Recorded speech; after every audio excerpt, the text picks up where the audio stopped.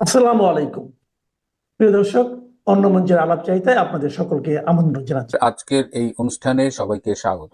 প্রিয় বন্ধুরা, প্রীতি, সালাম এবং শুভেচ্ছা নেবেন। শেখ হাসিনা খুব অসুস্থ হয়ে পড়েছেন, তিনি হাসপাতালে গেছেন, তার স্ট্রোক হয়েছে। এই যে তিনি বক্তৃতা দেন, এগুলো আসলে উনি দেন না, এগুলো এআই জেনারেটেড, আর্টিফিশিয়াল ইন্টেলিজেন্স দিয়ে তার ভয়েস ক্লোন করে করা হয়। আবার হঠাৎ করে কে যেন বললো নেত্রীর স্ট্রোক করেছে। তো এই নিউজগুলো যারা ছড়ায় তাদের একটা উদ্দেশ্য আছে। তাদের উদ্দেশ্য হলো যে শেখ হাসিনার যারা অনুসারী আছে তাদের মনোবলটাকে দুর্বল করে দেওয়া। এবং আমার মনে হয় তারা কিছুটা সফল, কারণ এইসব নিউজ শুনে অনেকে আমাকে জিজ্ঞেস করে, ভাই নেত্রী কি আসলেই অসুস্থ, নেত্রীর নাকি স্ট্রোক হয়েছে ভাই, বলে অনেকে আবার কেঁদে দেয়। আবার রিসেন্টলি আমাকে অনেকে বললেন নেত্রী নাকি মরিশাস চলে যাচ্ছেন, নেত্রী নাকি তৃতীয় কোনো দেশে চলে যাচ্ছেন, জাতিসংঘ নাকি ভারতের উপর নেত্রীকে বাংলাদেশে ফিরিয়ে দেওয়ার জন্য চাপ দিচ্ছে। এই যে এই গুজবগুলো রটানো হয় এবং আওয়ামী লীগের অনুসারী অনেকে এই গুজবগুলো বিশ্বাস করে এবং বিশ্বাস করে কষ্ট পায়। আজ আমাকে বলুন, নেত্রী কেন মরিশাসে যাবে, নেত্রী কেন তৃতীয় দেশে যাবে, নেত্রীকে ফিরিয়ে দেওয়ার জন্য জাতিসংঘ কোন ক্যাপাসিটিতে ভারতের উপরে প্রেশার করবে, জাতিসংঘের কি সেই রাইটস আছে, সেই ক্ষমতা আছে? এবং যাকে মৃত্যুদণ্ড দেওয়া হয়েছে, জাতিসংঘ নিজেও এই মৃত্যুদণ্ডের বিরুদ্ধে। তো একজন মৃত্যুদণ্ড প্রাপ্ত কাউকে যদি ধরেই নেই, জাতিসংঘ তো অন্তত তার দেশে ফিরানোর কোনো চেষ্টাই করবে না। সুতরাং যারা এইসব গুজব শুনে বিশ্বাস করেন, কষ্ট পান, তাদের কাছে একটা অনুরোধ যে আপনার মাথার ভিতরে ঘিলু আছে, আপনিও আশরাফুল মাখলুকাত, পৃথিবীর শ্রেষ্ঠ সৃষ্টি, আপনি পৃথিবীর সেরা জীব, আপনি একটু ব্রেনটা কাজে লাগাবেন না? শেখ হাসিনা যদি গুরুতর অসুস্থ হয়, সেটা ইন্টারন্যাশনাল মিডিয়ার একটা নিউজ হবে, সেটা ফেসবুকের ওই চাপাবাজ মিথ্যুক ইউটিউবারদের কাছে শুনতে হবে না। জাতিসংঘের ক্ষমতা কি, এটা আপনাদের জানতে হবে। এই এত কথা কেন বললাম? গতকাল এনডিটিভির যিনি সিইও রাহুল কানওয়াল, উনি খুব বিখ্যাত, উনি ইন্ডিয়ান টুডে গ্রুপের সাথে ছিলেন এবং হাইলি পেইড একজন সাংবাদিক। তিনি একটি ইন্টারভিউ করেছেন পররাষ্ট্রমন্ত্রী ডক্টর এস জয়সওয়ালের, এবং জয়সওয়াল কিন্তু খুব ইম্পর্টেন্ট দুটো কথা বলেছেন বাংলাদেশের ব্যাপারে। প্রথমত হলো যে একটি বিশেষ পরিস্থিতিতে শেখ হাসিনা ভারতে এসেছেন এবং তিনি ভারতে যতদিন ইচ্ছে থাকবেন, এটি তার সিদ্ধান্ত, তিনি ভারতে কতদিন থাকবেন। তার মানে এই যে আপনারা মরিশাসে পাঠাচ্ছেন, তৃতীয় আরেকটা দেশে পাঠাচ্ছেন, এই সাক্ষাৎকারে জয়সওয়াল যে কথাটা বললেন, এখন কি আপনাদের কাছে ক্লিয়ার হলো যে ইন্ডিয়া অন্তত তাকে তার দেশ থেকে বাংলাদেশে ফিরিয়ে দেওয়া বা অন্য কোথাও পাঠাচ্ছে না? এবং জয়সওয়াল আরো বলেছেন যে পরিস্থিতিতে শেখ হাসিনাকে দেশ ত্যাগ করতে হয়েছিল, সেই রকম পরিস্থিতি যেন আর না ঘটে।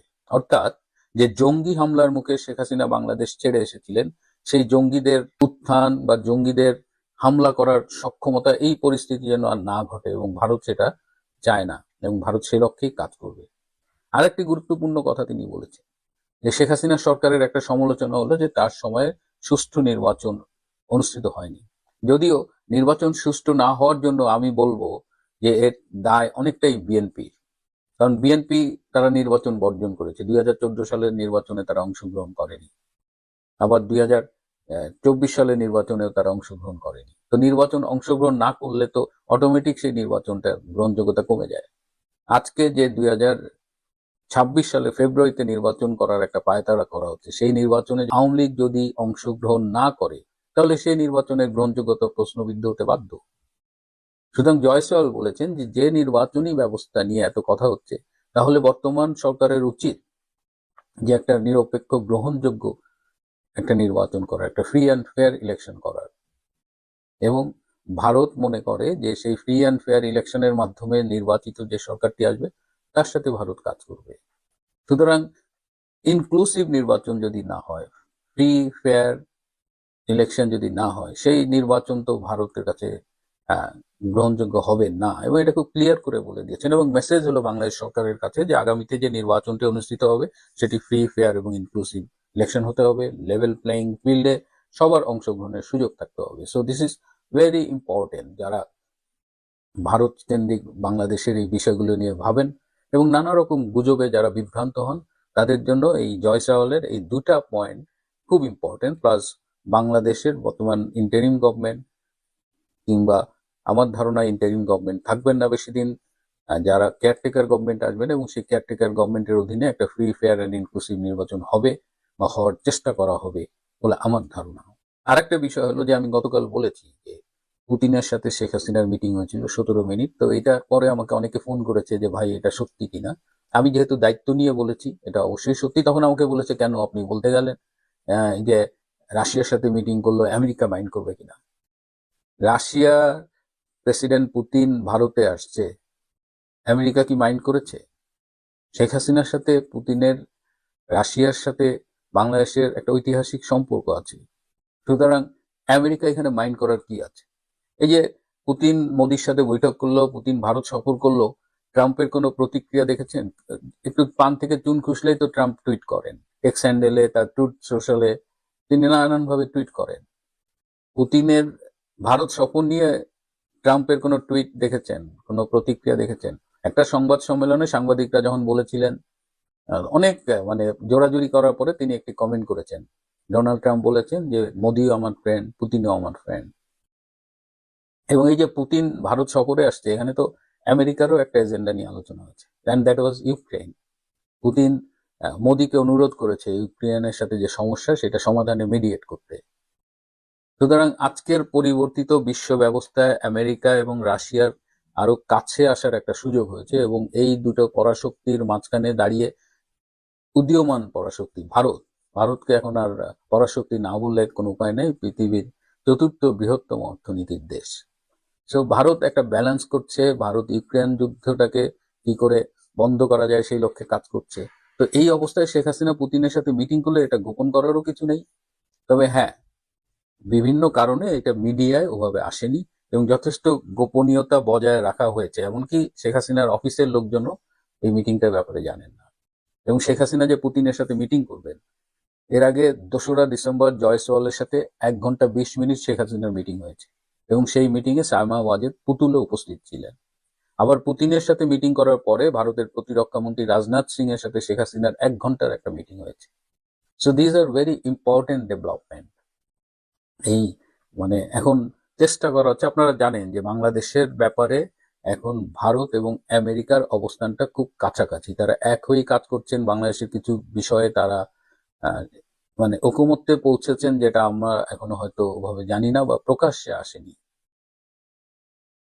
সুতরাং এই পলিটিক্স যে চেঞ্জ হচ্ছে সবাই বুঝতে পারছে, এবং বর্তমানে খালেদা জিয়ার বিদেশ সে চিকিৎসা নিয়ে, বিশেষ করে লন্ডন যাত্রা নিয়ে আবার একটা কনফিউশন তৈরি হয়েছে, এবং পুরো বিএনপি রাজনীতি এখন খালেদার এই ট্রিটমেন্ট কেন্দ্রিক হয়ে গেছে।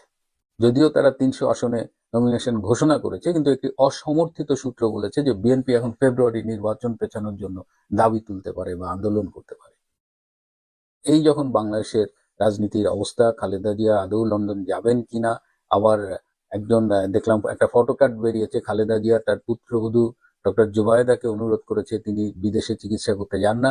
তো প্রশ্নই উঠেছে লাইফ সাপোর্টে থাকা অবস্থায় খালেদা জিয়ার অবস্থা কি, যে তিনি তার পুত্রবধূর সাথে এইভাবে কমিউনিকেট করতে পারছেন। তো এটাও সম্ভব কিনা, এটা কিভাবে করেছেন, এগুলো নিয়ে আলোচনা যখন হচ্ছে, তখন বরিশালের নাজিরপুরে সৌহার্দ্য নামে একটা ব্রিজ, সেই ব্রিজ নির্মাণাধীন ব্রিজ, সেটাকে উদ্বোধন করা নিয়ে এই শিশু উপদেষ্টা আসিফ মাহমুদ সে অনলাইনে উদ্বোধন করতে গিয়েছিল। তো এই যেহেতু এই সেতুটার নামকরণ করা হয়েছিল সৌহার্দ্য, কিন্তু তারা বলেছে না, এই সেতুর নাম হবে 36শে জুলাই। এটা জানা মাত্রই পুরা উদ্বোধনী অনুষ্ঠান স্থলে চেয়ার ছোড়াছুড়ি, গালাগালি, মার দৌড়, ধাক্কাধাক্কি, পুরো অনুষ্ঠানটা পণ্ড হয়ে গেছে। এটা শুধু নাজিরপুরের ঘটনা না, এটা সারা বাংলাদেশের চিত্র, যে মানুষকে প্রতারণা করে যেসব ছাত্র সমন্বয়করা হিরো সেজেছিল, তারা আজকে জাতির কাছে ভিলেন হিসেবে পরিণত হয়েছে। এবার হচ্ছে পুতিন হাসিনা বৈঠক, যেটা নিয়ে এত সমালোচনা হচ্ছে। হাসিনার সঙ্গে পুতিনের কি সত্যিই দেখা হয়েছে, না দেখা হয়নি?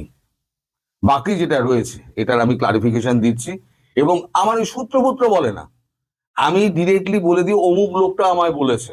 আমি সূত্রের ওই সমস্ত গোপন রাগ ঢাক করি না। আমি খুব সোজা সরল মানুষ। আমি বলি যেটা আমি বলতে পারবো সেটা আমায় বলবেন, যেটা বলতে পারবো না আমায় বলে দেবেন, সেটা আমি বলবো না। কিন্তু সূত্র জানায়নি, সূত্র কনফার্ম করেনি, এ সমস্ত ঢপবাজি আমি করি না। আজ এগুলো বলার প্রয়োজন হয়েছে, কারণ এগুলো না বললে পরে আপনাদের স্মৃতিটা উস্কাতো না। মনে হচ্ছে আমি যেগুলো বললাম পরপর সব কটা মিলিয়ে দেখুন। এবার হচ্ছে বাংলাদেশ আক্রমণ, সেটা শুধু সময়ের অপেক্ষা।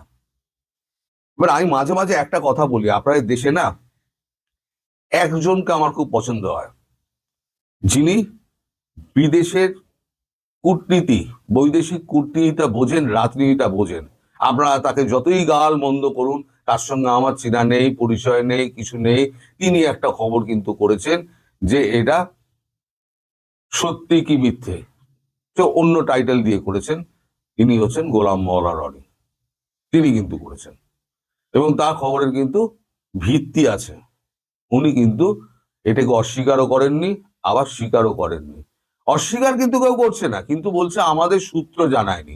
যখন সূত্র জানাবে তখন সবাই যখন বলতে লেগে তখন বলবে আমার সূত্র জানায়নি। আজকে আমি যেটা বলছি সেটা হচ্ছে আমাদের বিদেশ সচিব বিক্রম মিস্ত্রির সঙ্গে আমার বহুদিনের আলাপ। গতকালকে আমি বিক্রমকে ফোন করেছিলাম, বিক্রমকে ফোন করে বলেছিলাম দেখুন দেখুন আপনি যেটা পারবেন, যেটা আমি বলতে পারবো সেটা আপনি বলবেন, যেটা বলতে পারবো না সেটা আপনি বলে দেবেন, সেটাই বলবো না। কিন্তু আমি আপনার মুখ থেকে শুনতে চাই যে এই শেখ হাসিনার বৈঠক পুতিনের সঙ্গে, এইটার নির্যাসটা কি। তিনি আমায় যা যা বলেছেন অফিসিয়ালি, আমি আপনার ভারতবর্ষের পক্ষ থেকে এটা জানাচ্ছি অফিসিয়ালি, যেটা যদি এদিক ওদিক হয় তাহলে ভারতবর্ষের যারা মন্ত্রী আছেন, যারা আমলা আছেন, বিশেষ করে যার নাম করে আমি বলছি বিদেশ সচিব বিক্রম মিস্ত্রি, তিনি আমার গলা টিপে ধরবেন, কারণ আমার ভিডিও সর্বত্র দেখা হয় এবং মনিটর করা হয়। এখন ব্যাপার হচ্ছে এবার কতগুলো মানে এই বৈঠকের আগে প্রিভিয়াসলি কি কি হয়েছে আপনারা শুনুন একে একে, আমি আপনাদের বলে যাচ্ছি প্রিভিয়াসলি কি কি হয়েছে। নভেম্বর মাসে 3 নভেম্বর থেকে 7 নভেম্বর কয়েকজন রাশিয়ার মস্কোতে ভিজিট করেন। তাদের মধ্যে কে আছেন জানেন? তাদের মধ্যে আছেন পুতুল, সাইমা ওয়াজেদ পুতুল, মোহাম্মদ আরাফাত তার সঙ্গে গেছিলেন, আর গেছিলেন 3 জন ইন্ডিয়ান ডিপ্লোম্যাট, আর একজন সাংবাদিক গেছিলেন, তার নাম হচ্ছে তপন আনন্দ। এনারা মস্কোতে গিয়ে পুতুল এবং এই টিমটা পুতিনের বিদেশ সচিবের সঙ্গে কথা বলেন এবং পুরো ব্যাপারটাকে জেনে আসেন। এইবার পুতিন এসছেন কবে? 4 তারিখে। এবার আসুন 2 তারিখের ঘটনা। 2 ডিসেম্বর সাইমা ওয়াজেদ পুতুল, ডিফেন্স সেক্রেটারি, আমাদের ডিফেন্স সেক্রেটারি এবং আমাদের ডিফেন্স মিনিস্টার ডক্টর জয়শঙ্কর, এই 3 জন গিয়েছিলেন শেখ হাসিনার সঙ্গে দেখা করতে। এই জন্য দেখা করতে, তাকে ব্রিফ করতে যে পুতুল যেটা ওখান থেকে শুনে এসছে, আর জয়শঙ্করজি যেটা জানেন যে কি ব্যাপারে কথা হতে পারে, কারণ আমাদের ব্যাকডোর চ্যানেলে অনেক কথাই হয়, এগুলো আমরা জানি। মানে জয়শঙ্করজির কথা বলছি, তারা বলেন এটা আমরা জানি। তারা পুরোটা ব্রিফ করে দেন যে এই ব্যাপারে কথা হতে পারে, আপনি এর মতো করে তৈরি করে রাখুন, যেটা হয় সাধারণত ভাবে হয়।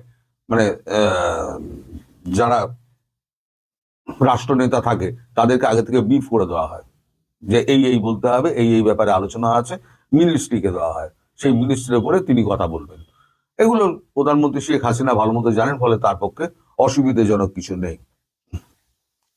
এখন এই যে আপনাদের কথাটা কি হলো, মেইনলি কথা যেটা হয়েছে সেটা হচ্ছে বাংলাদেশের সুরক্ষা এবং অর্থনৈতিক, বাংলাদেশে নিয়োজিত তার রাশিয়ান অর্থনৈতিক সুরক্ষা, বিশেষ করে রূপপুর পরমাণু কেন্দ্র। রূপপুর পরমাণু কেন্দ্রের 90%, যেটা গোলাম মওলা রনি যেটা আন্দাজ করে বলেছেন, আমি সেটাই বলছি, যেটা আলোচনার মধ্যে এটা ছিল। তাই আমি বলি এই লোকটাকে আপনারা যতই গালাগাল করেন, আমি কিন্তু লোকটাকে ভালোবাসি, লোকটা কিন্তু বিদ্বান। আর যাই হোক, লোকটা কিন্তু বুদ্ধিমান এবং বিবেচক মানুষ। যাই হোক, আমি তার খ্যাতি করতে বসিনি, কারণ তাকে আমি চিনি না, তার সঙ্গে আমার কোনো যোগাযোগ নেই।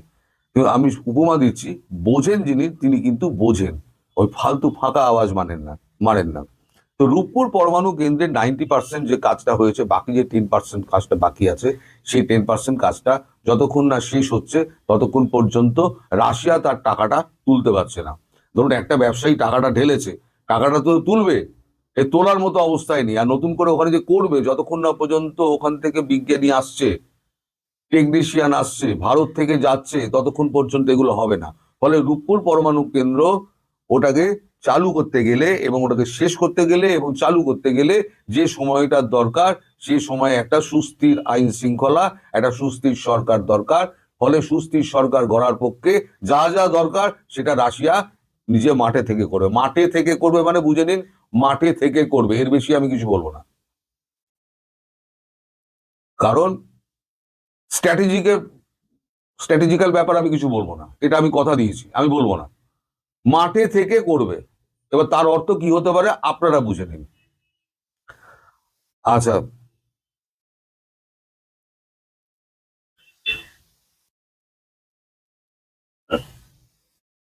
আনঅফিসিয়ালি আমি আপনাদের বলতে পারি, আনঅফিসিয়ালি বলতে পারি, সেটা হচ্ছে যে স্ট্র্যাটেজির একটা অংশ, যেটা আমি বলবো সেটা হচ্ছে যে আমাদের যখন পাকিস্তান যখন ভারত যুদ্ধ হয় সেই সময়তে যা করেছিল ভারতীয় সেনাবাহিনী করেছিল এবং ভারতীয় এয়ারফোর্স করেছিল, আমাদের নৌবাহিনীকে কোনো সুযোগ দেওয়া হয়নি। ফলে নৌবাহিনীর পক্ষ থেকে সরকারের কাছে, বিশেষ করে রাজনাথ সিং এর কাছে একটা ক্ষোভ জানানো হয়েছিল যে আপনারা তো আমাদেরকে সুযোগই দিলেন না, আমরা তো করাচি বন্দর ঘিরে আমরা বসে রইলাম, সুযোগই পেলাম না। আপনারা তার আগেই সিজফায়ার ঘোষণা করেছিলেন। তখন রাজনাথজি বলেছিলেন এর পরের বারে শুরু করবেন আপনারা। রাশিয়া কি করছে? রাশিয়া বঙ্গোপসাগরে এন্ট্রি চাইছিল, এন্ট্রিটা এতদিন পাইনি। তার কারণ 1971 সালের পর যে মার্কিন এবং রাশিয়ার সঙ্গে বা ইউএসএর সঙ্গে যে চুক্তিটা হয়, সেই চুক্তি অনুযায়ী তারা কেউ বঙ্গোপসাগরে জাহাজ ভেড়াবে না, এই চুক্তিটা ছিল। মাঝে রাশিয়া একটা যুদ্ধ জাহাজ এসেছিল, সেটা সৌহার্দ্য বিনিময় করার জন্য ওই এ করে এসছিল। সেটা মার্কিন জাহাজ ও রণতরী আসে মাঝে মাঝে, এসে মহড়া দেওয়ার নাম করে এখানে ঢোকে। কিন্তু অফিসিয়ালি যখন ভারতবর্ষের সঙ্গে যখন তাদের একটা ডিফেন্স ডিল হলো যে একে অন্যের বেস ব্যবহার করবে, সমুদ্র বন্দর ব্যবহার করবে, সমুদ্র পথ ব্যবহার করবে, তাহলে কি হলো যে ভারতবর্ষের যে সমুদ্র পথ বঙ্গোপসাগর, সেই বঙ্গোপসাগরে অবাধ যাতায়াত হয়ে গেল। কার হলো? রাশিয়ার হলো। তাই রাশিয়া এখন যেটা করবে, রাশিয়ার নৌবাহিনী দিয়ে, পুরো ফ্রিগেট দিয়ে রাশিয়া পুরো চট্টগ্রাম বন্দরটাকে ঘিরে রেখে দেবে। আর ভারতের নৌবাহিনী চলে যাবে কোথায়? যৌথভাবে কাজ করার জন্য ভারতের নৌবাহিনী চলে যাবে সোজা করাচি। এবার করাচি বন্দর ধ্বংস হবে। আগের বারে 7 দিন ধরে চলেছিল, এবারে ধ্বংসস্তূপ পুরো একেবারে জলের নিচে চলে যাবে, আর গড়া যাবে না। এই যে রাশিয়ান সেনাবাহিনী যে নৌবাহিনী যে এই বন্দরে ফিরবে এবং বন্দর আক্রমণ করবে, সেটা যখন শেখ হাসিনা যখন শোনেন, তখন উনি বলেন যে আপনারা যে এটা করবেন, তাহলে পরে আমি দেশ চালাবো কি করে? আমি? তখন পুতিন বলেন আমরা ধ্বংস করে দিচ্ছি, কিন্তু 1 মাসের মধ্যে আপনাকে কথা দিচ্ছি, 1 থেকে 2 মাসের মধ্যে আমরা পুরোপুরি গড়ে দেবো আমাদের অর্থে। আপনি সেটা নিয়ে চিন্তা করবেন না, আপনি সরকার নিয়ে চিন্তা করুন, বাকিটুকু আমরা বুঝে নেবো। এবার কি করে বুঝবে না বুঝবে সেটা হচ্ছে স্ট্র্যাটেজিক্যাল ব্যাপার, আমি ওর মধ্যে যাব না, আমি জানি। কিন্তু এটা আমার বলার এখতিয়ার নেই, আমাকে বলতে বারণ করা হয়েছে। কিন্তু যেগুলো বলতে বলা হয়েছে আমি কিন্তু নাম করে সেগুলোই বললাম যে এই সূত্র আমায় জানিয়েছে। এবার আপনারা কনফার্ম করে নিতে পারেন সেই সূত্র সত্যি জানিয়েছে কিনা, আর তিনি আমায় রিজয়েন্ডার পাঠাচ্ছেন কিনা আমার ভিডিও প্রকাশ হওয়ার পর। ভারত সরকারই খোদ রিজয়েন্ডার পাঠিয়ে দেবে যদি আমি ভুল বলে থাকি। কারণ এখানে ভাষার ব্যবধানটা কোনো ব্যাপার না, সব গুগল ট্রান্সলেটার বসানো আছে, হিন্দিতে আর ইংরেজিতে, সর্বত্র সব কটা মনিটর করা। আপনি একটা ভারতবর্ষের বিরুদ্ধে বাংলাদেশের একটা চ্যানেল ভারতবর্ষের কাশ্মীর নিয়ে একটা কথা বলুন, টেস্ট করার জন্য একটা নতুন চ্যানেল খুলে আপনি কাশ্মীর নিয়ে কথা বলে দেখুন, আপনার চ্যানেল 7 দিনের মধ্যে যদি অফ হয়ে না যায়, ব্ল্যাক আউট যদি না হয়ে যায়, আমার নামে কুত্তা বসে দেবেন। বুঝতে পেরেছেন? কারণ বাংলা ভাষা তারা যদি বোঝে, আমারটাও বুঝবে। যাই হোক, তো আরো এই সমস্ত বিষয়, স্ট্র্যাটেজিক্যাল বিষয় নিয়ে শেখ হাসিনার সঙ্গে পুতিনের অনেক কথাবার্তা হয়েছে। এবারে আপনারা প্রসঙ্গ তুলতে পারেন যে সাইমা ওয়াজেদ পুতুল কেন? আমি কিন্তু দীর্ঘদিন ধরে একটা কথা আপনাদের বলে যাচ্ছি যে ভারতবর্ষ বারবার বলছে আপনি আপনার পরবর্তী প্রজন্মকে রেডি করুন, আপনার পরবর্তী প্রজন্ম যিনি আছেন তাকে রেডি করুন। আপনি কাকে বাঁচবেন সেটা আপনার সিদ্ধান্ত, কিন্তু রেডি করুন। উনি সাইমা ওয়াজেদ পুতুলকে উনি ডেকে নিয়েছেন, তাই পুতুলকে নিয়ে, পুতুলের মধ্যে কিন্তু আমাদের নর্থ ব্লকে কিন্তু প্রচুর ঘোরাফেরা করে, সাউথ ব্লকে ঘোরাফেরা করে, এটা জানবেন। ওনার কিন্তু অবাধ যাতায়াত, মানে ওনাকে সেই অ্যাক্সেসটা দেওয়া হয়েছে, হাসিনার পরিবর্তে ওনাকে সেই অ্যাক্সেসটা দেওয়া হয়েছে। উনি অবাধে কিন্তু শেখ হাসিনার সঙ্গে দেখা করে, মায়ের সঙ্গে দেখা করেন, আবার চলে আসেন। এবার পুতুলকে নিয়ে গিয়ে রাশিয়াতে উপস্থাপন করা হলো। পুতুলকে এই জয়শঙ্কর নিয়ে গিয়ে পুতুলের সামনে সমস্ত কিছু ডিসকাশনটা হলো, যাতে পুতুল ভবিষ্যতে শেখ হাসিনা যখন ক্ষমতা হস্তান্তর করবেন সে তার মেয়ের হাতে, তাহলে তার মেয়ে যাতে সুচারুরূপে ব্যাপারটা সামলাতে পারে এবং ব্যাকগ্রাউন্ডটা তার যদি জানা থাকে, তাহলে চালাতে সুবিধা হবে বলেই তাকে নিয়ে যাওয়া হচ্ছে। এইটাই হচ্ছে আসল ব্যাপার। আর একটা ব্যাপার হচ্ছে, পুতিনের সঙ্গে, পুতিনের বিদেশ মন্ত্রীর সঙ্গে কথা হয়েছিল, পুতিনের সঙ্গে পুতুলের ডিরেক্টলি কথাবার্তা বলানো, 1 to 1। একটা পরবর্তী রাষ্ট্রপ্রধান যখন পুতুল হবেন, তখন সেই রাষ্ট্রপ্রধানের সঙ্গে আর একটা রাষ্ট্রপ্রধান ভ্লাদিমির পুতিন, তিনি যেন সরাসরি কথা বলতে পারেন, তার জন্য একটা মুখোমুখি সাক্ষাৎ হয়ে রইল। এটাও একটা ক্ষেত্র প্রস্তুত হলো। তো আপনারা যে যারা বলেন না আমার সূত্র বলেনি, আমার সূত্র কনফার্ম করেনি, অমুক করেনি, এবার সূত্রদের বলতে দিন, তাদের বলুন আমার এই ভিডিও কন্ট্রাডিক্ট করুক, যে হ্যাঁ বিদেশ সচিবকে ফোন করুক, এই কথা আমি বলিনি, বলুক তারা। তাই তো অনেক যোগাযোগ আছে, তারাও তো নাকি সাউথ ব্লক নর্থ ব্লকে সব ঘোরাঘুরি করে আমাকে কন্ট্রাডিক্ট করার জন্য। তারা বলুক, তারা তো বড় বড় পজিশনে আছে। তো আমার নমস্য ব্যক্তি, আমি তাদের সম্পর্কে কোনো কিছু বলবো না। কিন্তু যখন মিথ্যে রটানো হয় না, এই গুজবগুলো আপনারা ভুলে গেছেন। এই যেগুলো আমি বললাম, এই হাসিনাকে ট্রাভেল ডকুমেন্ট দেওয়া, শরবত দিল, বৈঠক, তুলসী গ্যাবারের সঙ্গে দেখা, ভিসা বন্ধ, ট্রান্সশিপমেন্ট বন্ধ, এইগুলো যদি আমি না বলে দিতাম, তাহলে আপনারা ভুলে গিয়েছিলেন, আমিও ভুলে গিয়েছিলাম, মনে করে আমার বলতে হচ্ছে। সুতরাং ভিডিও আর বাড়াবো না।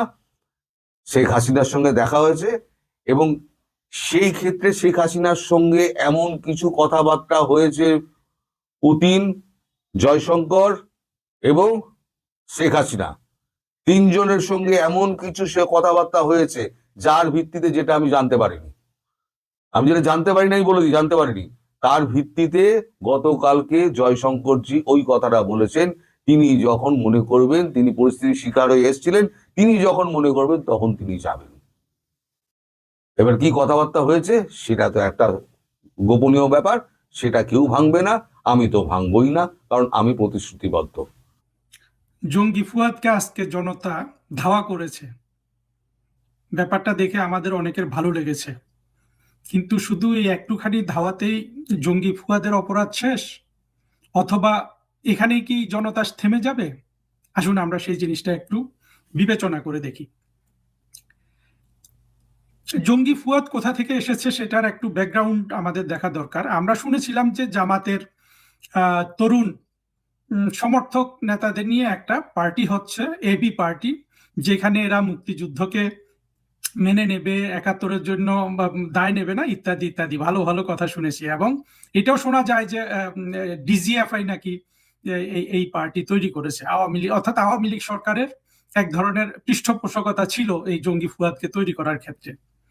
কিন্তু দেখুন, আপনি ডিজিএফআই দিয়ে বা এই ধরনের কোনো সরকারি প্রতিষ্ঠান দিয়ে কখনোই আপনি মুক্তিযুদ্ধের পক্ষের কোনো দল বা কিছু তৈরি করতে পারবেন না। কারণ যে ছেলেটা ডিজিএফআই তে ঢোকে, আর্মিতে ঢোকে, সেই তো এই যে আমাদের সার্বিকভাবে যে আমরা জঙ্গিবাদ দ্বারা আক্রান্ত, জঙ্গি মতবাদ দ্বারা আক্রান্ত, সেখান থেকেই তো এই ছেলে মেয়ে যারা এগুলা রিক্রুটেড হয়, ওরা ওখান থেকে উঠে আসে। সে আওয়ামী লীগের ঘরে জন্ম নিল না জঙ্গির ঘরে জন্ম নিল, আসলে মূল কথা হলো তার সার্বিক মানসিকতা তৈরির ক্ষেত্রে তো আওয়ামী লীগ সরকার 16 বছর 17 বছরে গুণগত পরিবর্তন করতে পারে নাই। ফলে এই সব এবি পার্টি তৈরির ক্ষেত্রে জারি ভূমিকা থাকুক, মোট কথা হলো যে কখনো সরকারি কর্মচারীদের দিয়ে এগুলো সম্ভব না। এটা হলো আওয়ামী লীগ পার্টিটাকেই করতে হবে, তাদেরকেই অনেক বেশি নিবেদিত প্রাণ হয়ে এখানে কাজ করতে হবে। কিন্তু এই এবি পার্টি তৈরি হওয়ার পর আমরা কি দেখলাম? আমরা দেখলাম যে এরা মূলত জামাতের যে সিনিয়র জঙ্গিরা আছে, এদের চেয়ে অনেক বেশি ভয়ানক, অনেক বেশি বাকপটু, অনেক বেশি ঘৃণা সৃষ্টি করতে পারে। আপনি জঙ্গি ফুয়াদকে দেখেন না কেন, এই জঙ্গি ফুয়াদ আপনার 5 আগস্টের পরে ঢাকা শহরে সবচেয়ে বড় বেয়াদবদের মধ্যে একজন, একেবারে জঘন্য বেয়াদবদের মধ্যে একজন হিসাবে সে আবির্ভূত হয়েছে। তার সাথে ছিল জাহেদ, তার সাথে ছিল জিল্লুর অবশ্য পরে শিয়ানা মাল এখন থেমে গেছে, ভিন্নভাবে করছে বিএনপির হয়ে। তারপরে মুর্তজা, যাকে ইউনূস ওয়াশিংটনে পাঠিয়েছে। এরা খুব ঢাকা শহরে বসে বাংলাদেশের সব ধরনের যা কিছু বাংলাদেশের সত্যিকারের প্রাণ, সেই মুক্তিযুদ্ধ, বঙ্গবন্ধু, শেখ হাসিনা, যাই কিছু বলুন না কেন, এদেরকে নিয়ে সবচেয়ে বেশি বেয়াদবি করেছে। এবং জঙ্গি ফুয়াদ এবং এবি পার্টির আর একটা ক্রেডিট কি জানেন, এদের নাকি বিভিন্ন অনুষ্ঠানে ওই আওয়ামী কমিউনিস্ট পার্টির সেলিম, প্রিন্স, এরা গিয়ে যোগ দিত এবং একসাথে ইফতার করত, তারপরে এদের সাথে আলাপ আলোচনা করত। অথচ আমরা দেখলাম যে কোথায় মুক্তিযুদ্ধের পক্ষের একটুখানি সমর্থন তো করবে তা না, বরঞ্চ এই জামাতের নতুন যে জেনারেশন, এরা পুরনো জেনারেশনের চেয়েও ভয়ানক জঙ্গি। সেটা ফুয়াদকে দিয়ে যেমন বোঝা যায়, যে কোনো আপনি যুদ্ধাপরাধীদের আপনি সন্তানগুলাকে দিয়ে চিন্তা করেন। গোলাম আজমের ছেলে তো গোলাম আজমের চেয়ে 10 কাঠি সরেস। গোলাম আজমের তো এক ধরনের দৃঢ়তা ছিল, আপনার এক ধরনের কি বলবো ধীশক্তি ছিল, কিন্তু তার ছেলে তো বদ্ধ উন্মাদ। যে ছেলেটা এখন বাংলাদেশকে চালাচ্ছে, আজমি, এই আজমিরা কিন্তু আবার দেখবেন যখন ওরা বিপদে ছিল আওয়ামী লীগ সরকারের সময় অনেক ভদ্র ছিল, কিন্তু সে কিন্তু সুযোগ পেয়ে সে খোলস থেকে বের হয়ে গেছে।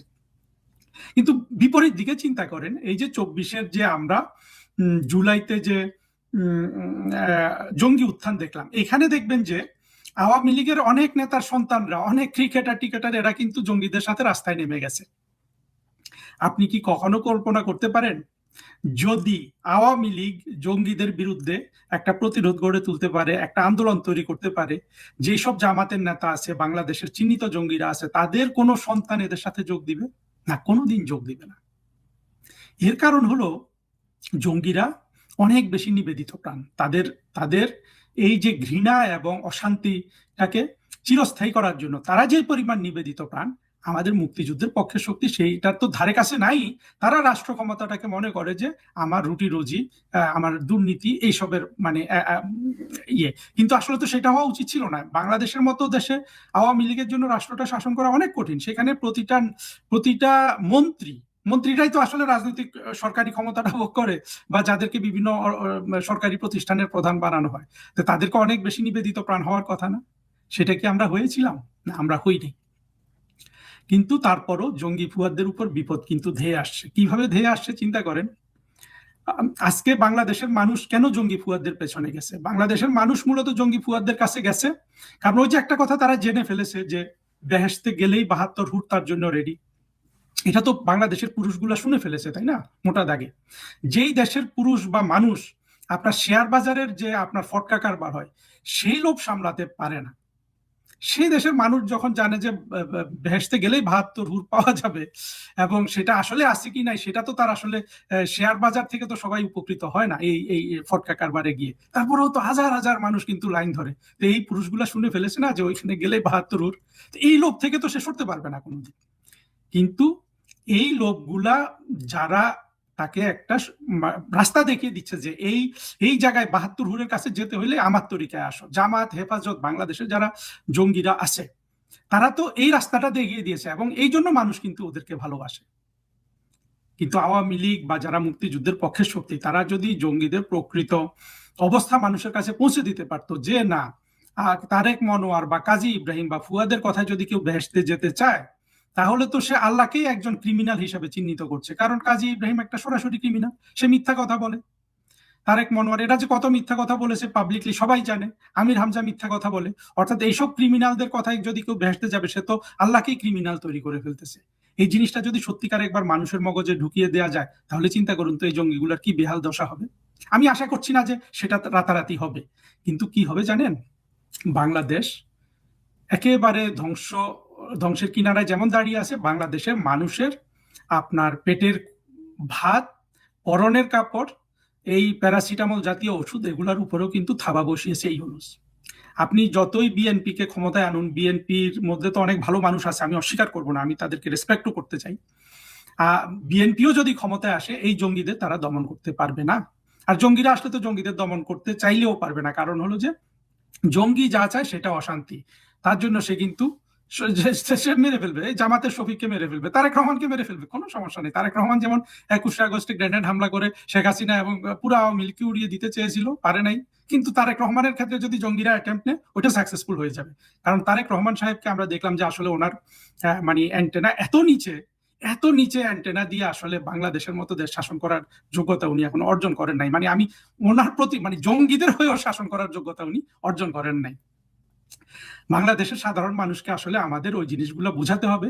যতক্ষণ আমরা না বুঝাই ততক্ষণ মানুষের যখন আপনার জঙ্গিদের পাশে থাকবে ঠিকই, কিন্তু যখন তার সত্যিকারের ক্ষুধার জ্বালায় সে জ্বলতে থাকবে, তখন সে একটু হলেও চিন্তা করবে, হায় রে, ইউনুস আমাকে শফিকের তরিকায় ইয়েতে যেতে বলে, বেহেশতে গিয়ে 72 হুরের সান্নিধ্য লাভ করতে বলে, কিন্তু ইউনুস তো নিজে হাদিসে যে সর্বোচ্চ সংখ্যক বলা আছে 8000 হুর, সে এই দুনিয়াতেই সেটা ভোগ করে ফেলছে। কিভাবে? পশ্চিমারা এমন ব্যবস্থা করে দিয়েছে, ইউনুসের কোটা আর 72 সীমাবদ্ধ নাই। সে কিন্তু এই 8000ই কিন্তু পৃথিবীতে লামিয়াকে সে কি করছে আমরা দেখছি না? মানে পর্দার আড়ালে পর্দার সামনে, এটা বাংলাদেশের মানুষ দেখেছে না?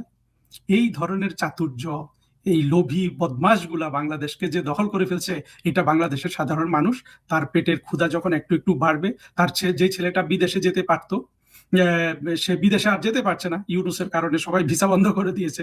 সে আশা করছিল ইউনুস আসলে একেবারে সবাই এসে বাংলাদেশে দূতাবাস খুলবে আর তার ছেলেকে ডেকে ডেকে ভিসা দেবে। এবং ইউনুসও কিন্তু এই জচ্চুরিগুলো করেছে, মানুষের সাথে করেছে না?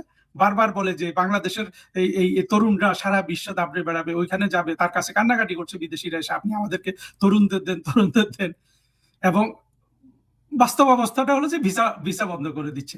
মানুষ যখন দেখবে যে ইউনুসের এই কথাগুলো যে আসলে চরম নিষ্ঠুরতা একটা দরিদ্র দেশের সাথে, একটা দরিদ্র জাতির সাথে, তখন ইউনুসকে বাংলাদেশের মানুষ কি করবে বলুন তো? এই যখন মানুষের উপলব্ধিটা আসবে, তখন কিন্তু জঙ্গি ফুয়াদকে আজকে যেভাবে আপনার ছেড়ে দিয়েছে, এইভাবে কিন্তু আর ছেড়ে দিবে না। জঙ্গি ফুয়াদ বলুন অথবা নাস্তিক জঙ্গিগুলা বলুন, জাহেদ, সলিমুল্লাহ, ফরহাদ মজার, ও যদি মরে না যায় শফিক রেহমান, তারপরে এইভাবে আরো অসংখ্য নাস্তিক জঙ্গি আছে না জামাত ইসলামের সাথে, এগুলোকে বাংলাদেশের মানুষ ঠিক সেই ব্যবস্থাটা করবে যে ব্যবস্থাটা ইতিমধ্যে সারা পৃথিবী জঙ্গিদের করে দেখিয়েছে। কি কারা করে দেখিয়েছে? প্রকৃষ্ট উদাহরণ সৌদি আরব, প্রকৃষ্ট উদাহরণ রাশিয়া, ফ্রান্স, পাকিস্তান। এরা সবাই জঙ্গিদেরকে রাস্তায় মেরে ফেলেছে না? শুধু পাকিস্তান যে কত জঙ্গি রাস্তায় মেরেছে, এইটা আপনারা শুধু একটু হিসাব করে দেখবেন।